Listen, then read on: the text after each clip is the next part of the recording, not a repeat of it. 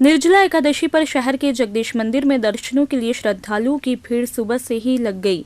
इसमें पुरुषों और महिलाओं के साथ ही बच्चों की भी अधिक संख्या मौजूद रही।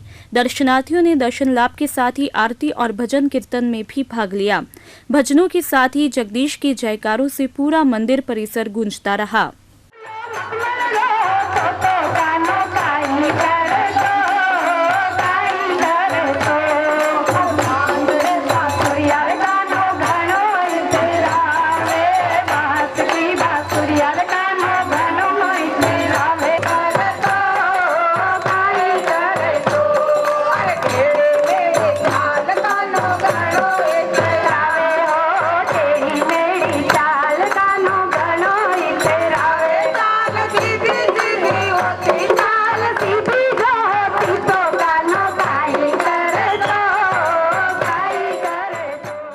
इस अवसर पर ठाकुर जी को जल विहार करवाने के साथ ही गर्मी के भाव का श्रृंगार धराया गया।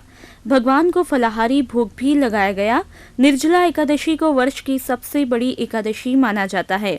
इस दिन श्रद्धालु निर्जल और निराहार रहकर कृष्ण मंदिरों में अपने आराध्य के दर्शन करते हैं और गरीबों को दान देते हैं। इस एकादशी पर पानी से भरे पात्र का दान सर्वश्रेष्ठ माना गया है। ऐसे में मटके व तांबे के पात्र में जल भर कर दान दिया जाता है।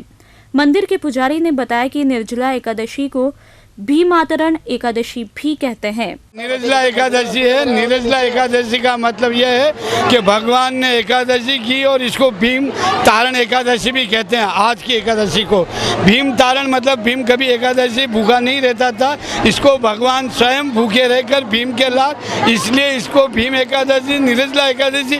उसको सुबह से शाम तक पानी भी नहीं पिलाया गया, इसलिए इसका निर्जला एकादशी। और आज का जो श्रृंगार है धोती मुकुट का है और भगवान ने सिर पर मोर मुकुट पहन रखा है और धोती पहन रखी, दक्षिणी धोती कहलाती है भगवान के। इस तरह से सिल्वर गोल्डन सभी तरह का जेवर पहन रखा है और भगवान के एकादशी का भोग लगता है, जिसमें सेगारी भोग होता है, कांगनी के आटे की पूड़ी, सिंगाड़े का सीरा, आलू की सब्जी। इस तरह से सेगारी जो भी चीज़ है, यहाँ तक कि हामा एक घास होता है एक तरह का, उसका हामे का उसका बीज होता है, उसका भी नैवेद्य लगता है। हामे की खिचड़ी, हामे का रायता, हामे की खीर आदि से भगवान को भोग लगाया जाता है, इसलिए कि निर्जला एकादशी है। कई श्रद्धालुओं ने मुख्य मार्गों और मंदिरों के आसपास व्रतधारियों के लिए सेगार, पानी और शरबत के काउंटर लगाए। शाम को मेवाड़ की परंपरा के अनुसार पतंगे भी उड़ाई गई।